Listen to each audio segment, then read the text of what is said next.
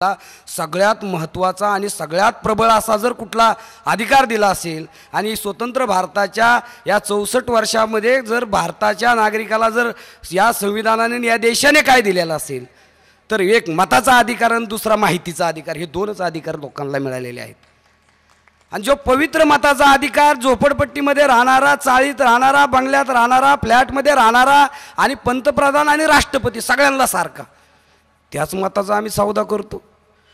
आणि मग अशी एक प्रचलित पद्धत झालेली की जो जास्त खर्च करीन आणि जास्त गुंडांचा वापर करून तोच माणूस निवडून येईन. जो गुंड प्रवृत्तीचा माणूस आहे, गुंडांना असं पूर्वीच्या काळी विशंभर भाऊ निवडणुकीमध्ये प्रस्थापित पक्षाचे लोक गुंडांचा निवडणूक जिंकण्याकरता वापर करत होते. परंतु गुंडांच्या लक्षात आलं, अरे हे सगळे आमचा वापर करून निवडून येतात, मग आम्हीच का निवडणूक लढू नये. तेच निवडणूक लढवायला लागले, ते आमदार व्हायला लागले, खासदार व्हायला लागले आणि मग ते जाऊन संसदेमध्ये घुसायला लागले, ते विधिमंडळात घुसायला लागले, त्या लोकशाहीच्या पवित्र मंदिरात घुसायला लागले. आणि मग ते जाऊन काय उद्योग करणार. 9 कोटी रुपये त्यांनी जर खर्च केला आणि त्यांनी जर महापालिका लुटली तर त्याला काय दोष देणार तुम्ही. आणि म्हणून मी सुरुवातीला सांगितलं की जसा राजा तशी प्रजा, जसा राजा तशी प्रजा, अशी पूर्वी पद्धत होती. आता जशी प्रजा तसा तुम्हाला राजा मिळणार. आणि म्हणून आपलं पवित्र मतदान करत असताना निवडणुकीच्या निमित्तानं आपण त्या प्रक्रियेमध्ये सहभाग नोंदवत असताना कोण माणूस सज्जन आहे, कोण प्रामाणिक आहे, कोण गुंड प्रवृत्तीचा नाही, कोण पुढं जाऊन भ्रष्टाचार करणार नाही, कोण पुढं जाऊन पारदर्शक स्वच्छ कारभार करणार, कोण अतिशय सत्सद्विवेक बुद्धीने काम करणारा माणूस आहे, हे ओळखून आपल्या सत्सद्विवेक बुद्धीला स्मरून आपलं पवित्र मतदान पवित्र ठिकाणी आपण करणं, चांगला लोकप्रतिनिधी निवडलं, असे जर चांगले लोक जर लोकप्रतिनिधी झाले तर भ्रष्टाचार निर्मूलनाची लढाई काही अंशी तरी यशस्वी झाल्याशिवाय राहणार नाही. आणि म्हणून तशा प्रकारचं कृत्य करणं हे प्रथम कर्तव्य भ्रष्टाचार निर्मूलनामध्ये आहे असं माझ्यासारख्या कार्यकर्त्याला या ठिकाणी वाटतं. आणि म्हणून एक कायम अनेक विचारवंत सांगतात की दुर्जनांच्या सक्रियतेपेक्षा सज्जनांच्या निष्क्रियतेपासून या देशाला, सगळ्यात लोकशाहीला आणि देशाला धोका आहे. जेवढे म्हणून सज्जन लोक आहेत, जेवढे म्हणून प्रामाणिक लोक आहेत, जेवढे म्हणून अतिशय चांगलं काम करणारे लोक आहेत, त्यांनी निवडणुकीच्या प्रक्रियेमध्ये प्रत्यक्ष भाग घेतला पाहिजे, त्यांनी लोकप्रतिनिधी होण्याचा प्रयत्न केला पाहिजे आणि त्यांना जनतेने पाठिंबा दिला पाहिजे. असं जोपर्यंत घडत नाही तोपर्यंत भ्रष्टाचार निर्मूलन होत नाही. आणि म्हणून तशा प्रकारचा संकल्प आपण 9 वर्षाच्या निमित्तानं करावा. एवढंच या ठिकाणी थांबतो आणि लांबलेलं भाषण थांबवतो. धन्यवाद. जय हिंद, जय महाराष्ट्र. खरं तर भापकरांसारखे लोक सभागृहात असणं हे सत्ताधाऱ्यांना अडचणीचं ठरणारं असतं आणि म्हणून ते निवडून येण्यापेक्षा येऊ नयेत यावरती खर्च अधिक होण्याची शक्यता आहे. अर्थात इथं आयोगाचं कुणी नसणार आहे, त्यामुळं 9 कोटीचा आकडा काही कुणी दखल घेणार नाही त्याची. पण हे वास्तव आहे की भ्रष्टाचाराचं मूळ हे राजकीय व्यवस्थेत आणि निवडणुकीत आहे. निवडणुकीत गेलेला पैसा तो अधिक मिळवण्यासाठी म्हणून हे पुढं भ्रष्टाचाराची ही कीड वाढत जाते आणि या सगळ्यावरतीच भाष्य करण्यासाठी ज्यांचा दीर्घकालीन अभ्यास आहे, भारतीय राजकीय व्यवस्था असो, समाज व्यवस्था असो, आणि या महाराष्ट्राच्या किंवा देशाच्या या जडणघडणीसाठी ज्या अनेक लोक चळवळी उभ्या राहिल्या, त्याच्यामधलं नर्मदा बचाव आंदोलन असो किंवा या महाराष्ट्रातल्या अनेक चळवळी असोत, आणि सर्वात महत्त्वाचं म्हणजे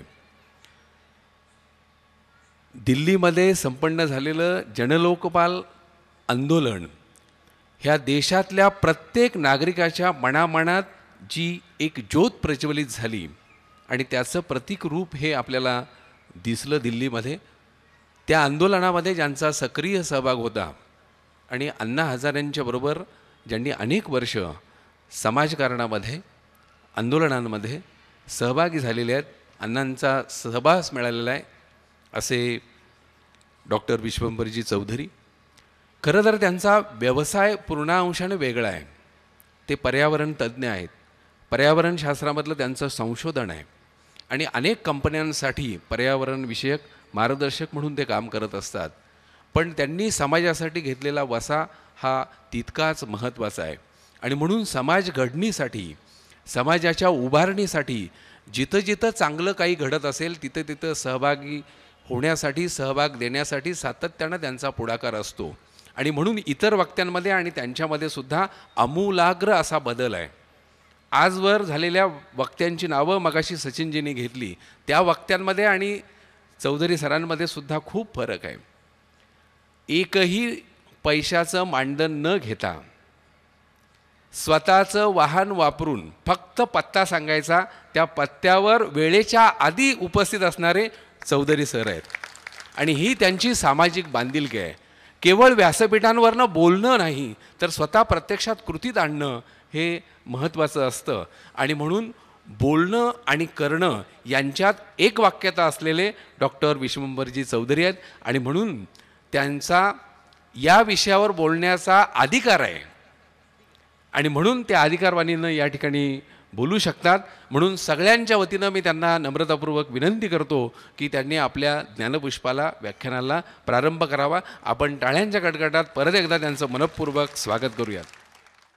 या व्याख्यानमालेचे संयोजक श्रीयुत सचिन साठे, महाराष्ट्र प्रदेश युवक काँग्रेसचे सचिव आहेत.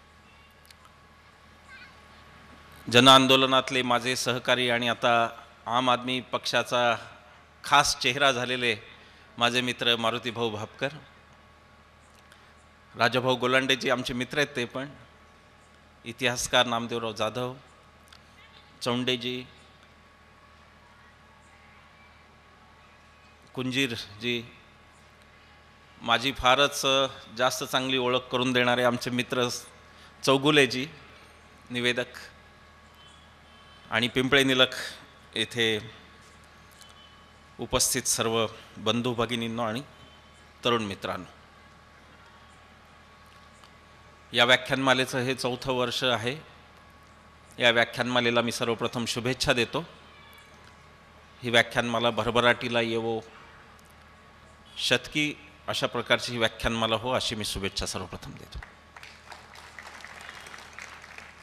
तुम्हा सर्वांनाही नव्या वर्षाच्या शुभेच्छा देत असतानाच एक चांगली बातमी आत्ताच मला सचिन भाऊंनीच सांगितलेली आहे.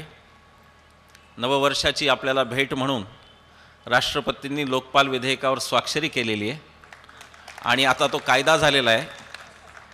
मला वाटतं या व्यासपीठाचा योगायोग असा की या व्यासपीठावरून कदाचित हे मला बोलायची संधी मिळाली मारुतीभाऊ भापकर, सचिन साठे यांच्यासोबत. गेली काही वर्ष भ्रष्टाचाराचा मुद्दा हा फार चर्चेत येत चाललेला आहे. याचा अर्थ भ्रष्टाचार आधी होत नव्हता असा नाही. भ्रष्टाचार हा नेहरूंच्या मंत्रिमंडळात कृष्ण मेनन नावाचा एक प्रकरण गाजलं होतं, त्यावेळेसपासून भ्रष्टाचार सुरू आहे. पण माहिती अधिकार कायदा जो 2005 साली झाला त्यानंतर फायलींना दडपण्याची सोय संपली आणि तिथून भ्रष्टाचाराची प्रकरणं ही खऱ्या अर्थाने बाहेर यायला सुरुवात झाली. तेव्हा भ्रष्टाचार आज जो उघडकीला येतो आहे तो अनादी आणि अनंत आहे.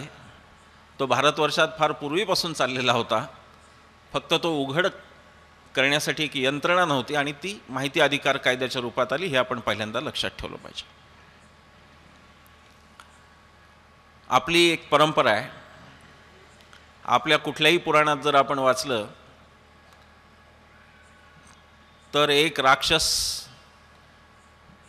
उन्मत्त झाला, त्यांनी धुमाकूळ घातला आणि मग काय झालं तर सगळे देव भयभीत झाले आणि मग ते कोणाला तरी शरण गेले. मग ते गणपतीला गेले, ते विष्णूला गेले, शंकराला गेले, पण ते सगळे मिळून काही लढले नाहीत. आणि म्हणून नेता असावा लागतो भ्रष्टाचाराचा, हे आपलं एक वैशिष्ट्य झालं. आपली कुठलीच गोष्ट नेत्याशिवाय पूर्ण होत नाही. आपला समाज अजून त्या दृष्टीने सामूहिक नेतृत्वाच्या दृष्टीने घडायचा आहे. तसं नेतृत्व उभं राहू शकेल का याच्यावरही मी थोडीशी आज चर्चा करणार आहे. पण मुद्दा असा की अण्णांच्या रूपाने एक नेतृत्व आपल्याला दिसलं. अरविंद केजरीवाल यांच्यासारखा अत्यंत ज्याला आपण म्हणू की हुशार असा मनुष्य व्यवस्थापनातला, त्यांनी एक नियोजन केलं आणि जे काही घडलं तो इतिहास आता आपल्या सगळ्यांच्या समोर आहे. त्यात काही मी आता फारसा जाणार नाही. भ्रष्टाचाराच्या विरुद्ध जी खदखद होती तिचं प्रतिकात्मक रूप आज आपल्याला दिल्लीमध्ये दिसत आहे की राष्ट्रकुल घोटाळ्यापासून निर्भयाच्या हत्येपर्यंत, बलात्कारापर्यंत त्या घोटाळ्यांनी एक मतपेटीत जाण्या इतकं मूर्त स्वरूप सामाजिक प्रक्रिया, राजकीय प्रक्रियेत बदलत जाणं असं ते केलं. आजपर्यंत महाराष्ट्रामध्ये, देशामध्ये ही गोष्ट फार क्वचित घडली होती. 77ला ती घडली होती की जनक्षोभाचं रूपांतर मतपेटीत होणं, नाहीतर जनक्षोभ आणि मतपेटी या दोन कायम वेगळ्या गोष्टी राहिल्या. आणि म्हणून मारुती भाऊ असोत किंवा सचिन भाऊ असोत, त्यांना पाडण्यासाठी कोट्यवधीचा खर्च झाल्यानंतर मतदानाच्या दिवशी मतदार म्हणून आपण वेगळे असतो, एरवी 5 वर्ष आपण नागरिक म्हणून वेगळे असतो. आणि तो फरक आत्ता मला असं वाटतं की ह्या दिल्लीच्यामधून तो सुरू झाला. मला खात्री आहे की या देशाचं भवितव्य, राजकारण, समाजकारण हे अतिशय चांगलं आहे. या देशाची पुण्याई खूप दांडगी आहे आणि मला खात्रीने असं वाटतं की पुढच्या काही काळात खूप मोठे बदल आपल्याला दिसणार आहेत. हे बदल होत असताना या बदलांकडे वर पाहून चालणार नाही. पक्ष बदलले किंवा नेते बदलले म्हणून बदल झाले अशावर अवलंबून राहता येणार नाही. त्यासाठी व्यवस्थाच बदलावी लागेल. आणि माणूस कितीही भ्रष्ट आला तरी व्यवस्था जर निर्दोष असली तर भ्रष्टाचार होऊ शकणार नाही. त्याकडे आपल्याला जावं लागेल. माझ्या व्याख्यानाच्या उत्तरार्धात मी त्याच्याकडे येणार आहे. जे भ्रष्टाचाराचं स्वरूप आज आपल्या समाजामध्ये दिसतं आहे, मग ते अगदी तलाठ्याने घेतलेली 500 रुपयाची लाच असो. मी हे मागच्या व्याख्यानापर्यंत 100 रुपये म्हणत होतो, पण व्याख्यानाला आलेले एक तलाठीच मला म्हणले की साहेब तुम्ही जरा आउटडेटेड झालाय थोडे, 500 रुपयाच्या खाली आता काही कोणी बोलत नाही. हिरवा गांधी, लाल गांधी. आणि म्हणून तर मी तर मागणीच केली 2 वर्षापूर्वीच की महात्मा गांधींचं नोटेवरचं चित्र काढून टाकावं. कारण जर अशा पद्धतीने नोटेकडे लोक बघत असतील तर तेवढा महात्मा गांधींचा अपमान दुसरा केवढाही नाही. हा देश असा देश आहे जिथे राष्ट्रपित्याच्या अपमानाची एकही संधी सोडली जात नाही. ती निदान सरकारी पातळीवरून होऊ नये, ती निदान रिझर्व्ह बँकेकडून होऊ नये. आणि म्हणून गांधीजींचे फोटो खरं म्हणजे असू नयेत. त्याच्याऐवजी आपला राष्ट्रीय पक्षी, आपला राष्ट्रीय प्राणी कोणी असेल तरी चालेल, पण तो राष्ट्रपुरुषांची अशा प्रकारची विटंबना करू नये असं माझं स्पष्ट मत आहे.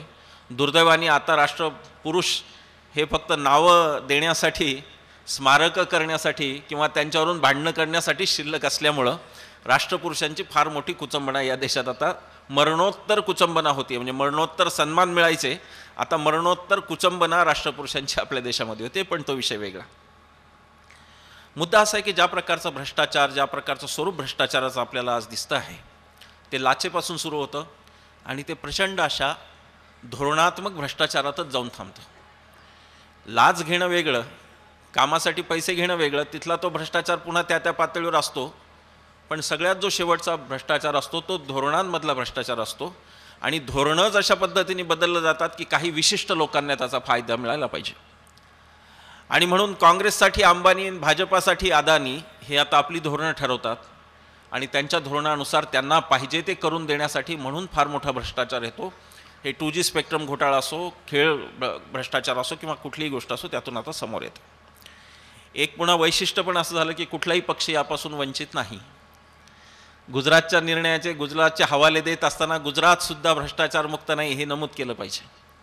गुजरातच्या प्रगतीचे किती डांगोरे आपल्यापर्यंत येत असले तरी ते कसे खोटे आहेत हेही आपण लक्षात घेतलं पाहिजे की तिथे भूकबळीमध्ये हे राज्य 4थ्या नंबरवर आहे, 4थ्या क्रमांकावर आहे. आणि इथे किमान मजुरीचा दर 100 रुपये, जो बाहेर बिहारमध्ये सुद्धा 165 रुपये आहे. आणि मानवी निर्देशांक गुजरातचा पाहिला तर निराशेशिवाय काही हाती येत नाही. परंतु चकचकीत उद्योगांना योग्य वाटेल ते शेअर बाजाराप्रमाणे जाणारं त्याला आपण आता अर्थव्यवस्था म्हणतो आणि त्यालाच आपण प्रगती म्हणतो. आणि त्यामुळे हा सगळा खरं म्हणजे प्रश्न उभा राहतो असं मला वाटतं. देशात मोठी चर्चा चालू आहे आणि या चर्चेत आपण एक भागीदार आहोत. चर्चा चालू आहे की देश महासत्ता होणार का 2020 साली. महासत्ता कोणत्या परीने होणार हे जर विचारलं तर मात्र कोणाकडे काही उत्तरच नसतं. म्हणजे आपण लष्करी महासत्ता होणार का असा जर आपला प्रश्न असेल तर पाकिस्तानने आपल्या 5-5 सैनिकांची डोकी उडवल्यानंतर सुद्धा आपण लष्कराला आदेश काय कुठलाही देत नाही, तर मग लष्करी महासत्ता होऊन तरी काय उपयोग असा प्रश्न येतो. जर आपण विज्ञानात महासत्ता होणार असं समजत असू तर विज्ञान सांगणाऱ्या माणसाचा जर पुण्यात खून होत असेल नरेंद्र दाभोलकरांचा तर आपण विज्ञानातली महासत्ता व्हायला कदाचित आणखी काही हजारो वर्ष जावी लागतील. आपण जर आर्थिक महासत्ता होणार असू तर आज या बाजूला बसलेल्या गृहिणीचं बजेट घरातलं कसं कोलमडलं ते त्यांनाच विचारा. येणाऱ्या उत्पन्नाचा आणि जाणाऱ्या खर्चाचा मेळ घालता घालता आज सगळी माणसं मेटाकुटीला आलीत. आणि जर निर्देशांक पाहायचा तर तो शेअरचा न पाहता हा पाहावा लागेल की या देशातले लोक सुखी आहेत का, या देशातला शोषित वंचित कामगार त्याच्यापर्यंत पैसा पोचतो का, आणि त्या पैशाचा विनियोग करून तो जगू शकतो का. बाकी गोष्टी पुढे राहिल्या. किमान जगण्यासाठी आज पिंपरी चिंचवडसारख्या शहरात सुद्धा 10,000 रुपयाच्या खाली मला वाटत नाही की घर कोणाचं चालतं. एकीकडे प्रचंड महागाई, एकीकडे प्रचंड भ्रष्टाचार, आणि शेअर बाजारावरून काही जर विद्वान म्हणत असतील का हा देश महासत्ता बनणार आहे आर्थिकदृष्ट्या, तर ते एक धादांत खोटी गोष्ट आहे. त्यास भूलभुलैयाच्या मागे आपण जाता कामा नये. आपली मागणीसुद्धा महासत्तेची नको असं मला वाटतं. त्याचं कारण महासत्तेचे वेगळे प्रश्न त्या त्या महासत्तांपुढे आहेत. अमेरिकेसारखी महासत्ता, तिथे एक शाळेतला मुलगा येतो आणि गोळ्या घालतो 25 वर्गातल्याच मित्रांना, तशी महासत्ता आपल्याला पाहिजे का याचाही आपण विचार केला पाहिजे. मग त्या भूलभुलैयात गेलं पाहिजे. पाश्चिमात्य राष्ट्र सुखी नाहीत, किंवा असंही म्हणता येईल की सुखी ती भौतिक दृष्टीने असली तरी ती आनंदी नाहीत. त्यांचा आनंद हिरावून गेलेला आहे.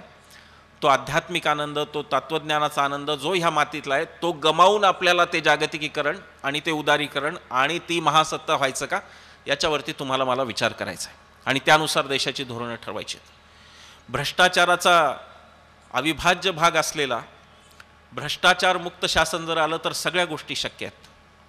भ्रष्टाचारमुक्त शासन आलं तर स्वस्तात वीज देणं शक्य आहे. निम्म्या किमतीत का काय मला माहीत नाही, पण स्वस्तात शक्य आहे. भ्रष्टाचारमुक्त शासन आलं तर प्रत्येकाला किमान पाणी पुरवठा करणं शक्य आहे. भ्रष्टाचारमुक्त शासन आलं तर किमान चांगले रस्ते करणं शक्य आहे.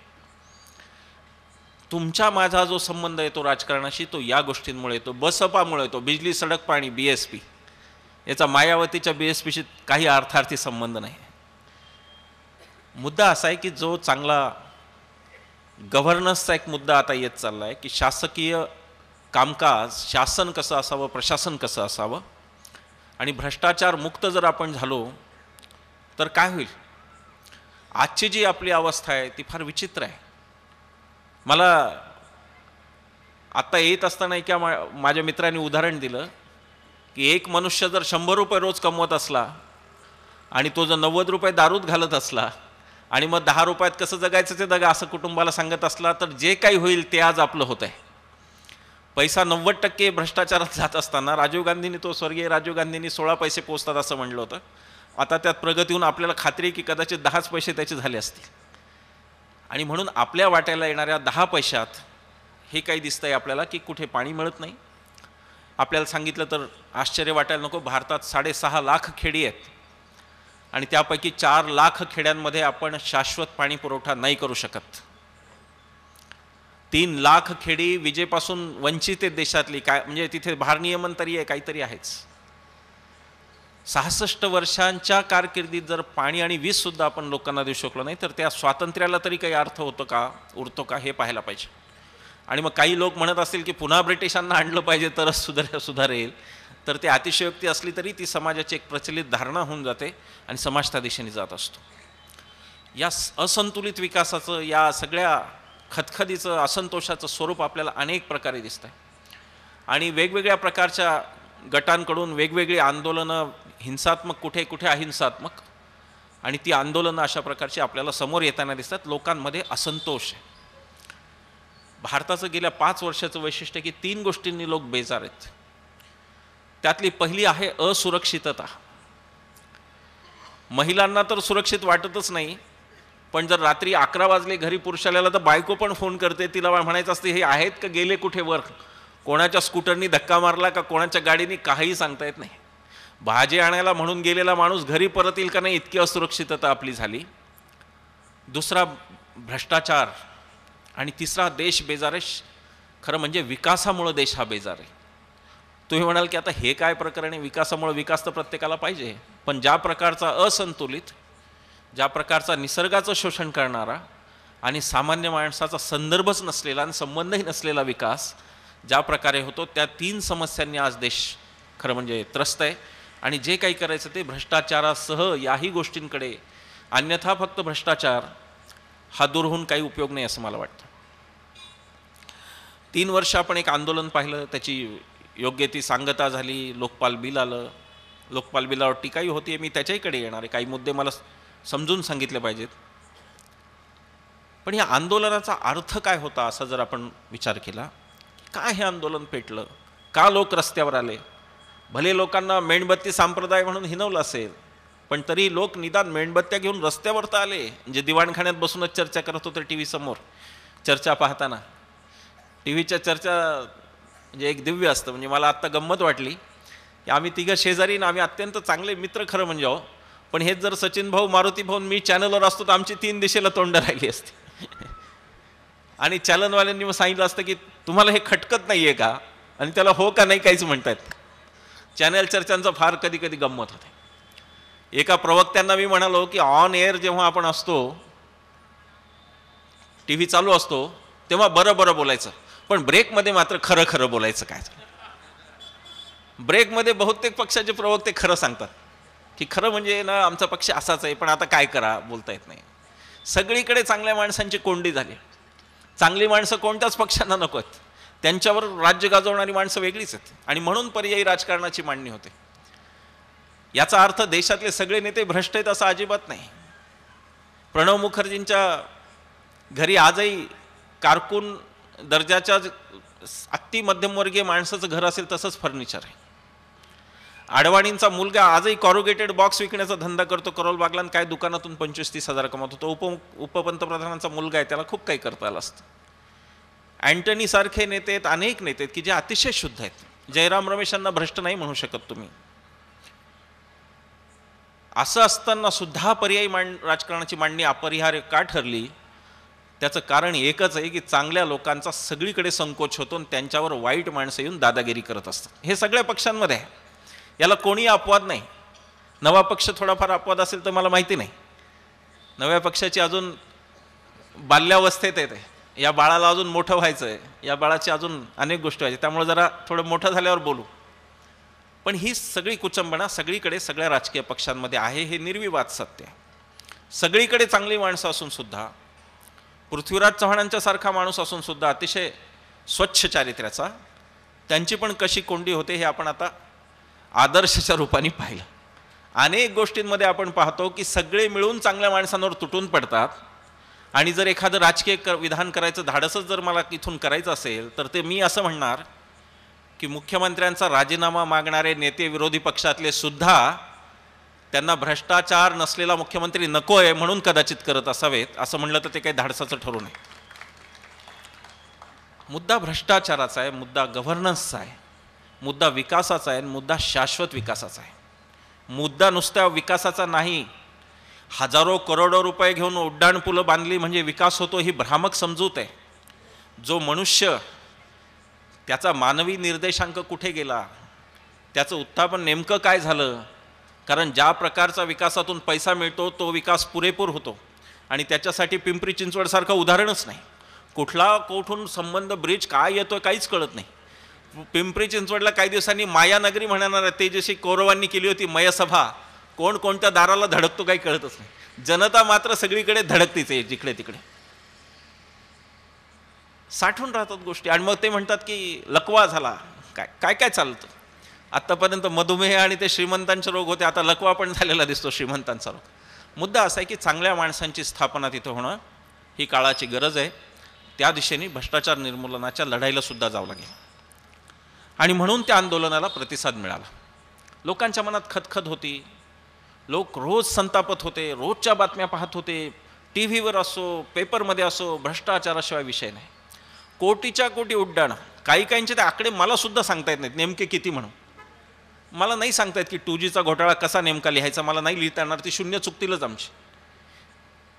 एरवी सामाजिक कार्यकर्त्यांना शून्याशिवाय काही नसतं, त्यामुळे ते चुकतातच. मुद्दा असा आहे, या लढाईला बळ लोकांनी दिलं, लोकांच्या असंतोषाने दिलं. आणि म्हणून एक आपण ती लढाई पाहिली. अण्णांची 3 उपोषणं झाली, एक टीम अण्णाचं सुद्धा उपोषण झालं. आपल्याला तो इतिहास मी आता उगाळत नाही, कशी समिती बनली, कसं फसवणूक झाली, पुन्हा कसा ड्राफ्ट आला नाही. नंतर आमच्यात दुर्दैवाने एक फूट पण पडली. आणि त्यानंतर लोकपालचा लढा हा फार अशक्त झाला, अशा प्रकारची भावना लोकांमध्ये पोचली. की जे भांडणारे होते ते दोन गटात विभागले. एका गटाला वाटलं राजकारणाने सुधारणं शक्य आहे, दुसरा म्हणतो चळवळीतूनच सुधारणा होईल. हे मतभेद आहेत, असणारच आहेत. विचार करणाऱ्या माणसांमध्ये मतभेद असतीलच. ज्यांना जे योग्य वाटलं ते तिकडे गेले. आता ह्या लोकपालचं काय असा प्रश्न उभा राहिला. मी आपल्याला अभिमानाने सांगीन की राळेगणमधलं जे आंदोलन मारुतीभाऊ आमचे तिथे होते, हे आंदोलनाला पुन्हा गांधीजींकडे नेणारं आंदोलन ठरलं. 10 दिवसाचा खर्च फक्त 45,000 रुपये आला. आणि अतिशय मोठं आंदोलन जे आम्ही रामलीलावर केलं, ज्याला किती कोटी खर्च आला मला माहीत नाही. 1.5 लाख लोकांना घेऊन अण्णा रामलीलावर बसले, पण कायदा आला नाही. आणि 1,500 लोकांना राळेगणमध्ये घेऊन बसले आणि कायदा आला. याचं जर रहस्य कशात येतं ते महात्मा गांधींमध्ये त्या मार्गाकडे ते रहस्य आहे. सादगी आंदोलनामधली, साधेपणा, स्टेजवरून एकाही राजकीय नेत्या आणि पक्षाबद्दल एकही शब्द वाईट न बोललं जाणं, हा सुसंस्कृतपणा. मला असं वाटतं की ह्या आंदोलनाची जर नुकत्याच झाल्या आंदोलनाची जर काही कमाई असेल तर ती ही आहे. त्या पार्श्वभूमीवर आपण लक्षात घ्या की लोकांची ताकद म्हणजे काय असतं, अण्णांच्या सारख्या माणसाची ताकद ही काय असते, एका फकीराची ताकद काय असते. या लोकपालचं श्रेय कोणाचं याच्यावरून बरीच मीडियामध्ये चर्चा होते. मला त्यात जायचं नाही. मी असं म्हणणार की या आंदोलनात सहभागी झालेल्या पहिल्या सगळ्या लोकांसह, अरविंद केजरीवालांच्यापासून, किरण बेदींच्यापासून, मनीष सिसोदिया, जे जे कोणी त्यावेळेला असतील त्या सगळ्यांपासून कालपर्यंत जे या आंदोलनात होते त्या सगळ्यांचं हे सामूहिक श्रेय आहे. हे अण्णांचंही श्रेय आहे, अण्णांच्या व्यक्तिमत्वाचं हे श्रेय आहे. आणि म्हणून ह्या श्रेयाच्या भांडणीवरून कुठलाही भांडण आमच्यात नाही. श्रेयाचं भांडण करण्याचं कारणही नाही. त्याचं कारण या श्रेयाचं काही मतात रूपांतर करण्याची चळवळीची इच्छा नाही. चळवळ काही त्या दिशेने जात नाही. चळवळ ही आपली चळवळ बनून राहील. आणि म्हणून लोकपालच्या आंदोलनातले वेगवेगळे टप्पे मी त्याच्यावर पुस्तकही लिहितोय. कदाचित लवकरच ते आपल्यासमोर येईल. लोकशाही आणि लोकपाल या नावाचं मी एक पुस्तक घेतोय. आणि त्यात आंदोलनाचा भाग कसं आंदोलन झालं, त्यामध्ये फार घटनांचं, व्यक्तींचं वर्णन नाही, पण त्यामध्ये लोकशाही कशी बदलते आहे, भ्रष्टाचाराला नागरिकांचा प्रतिसाद कसा आहे आणि आंदोलनांनाही पुढच्या काळात प्रतिसाद कसा असेल, राजकीय जर परिवर्तन करायचं तर त्याची परिभाषा काय असली पाहिजे, हे त्या पुस्तकात आहे.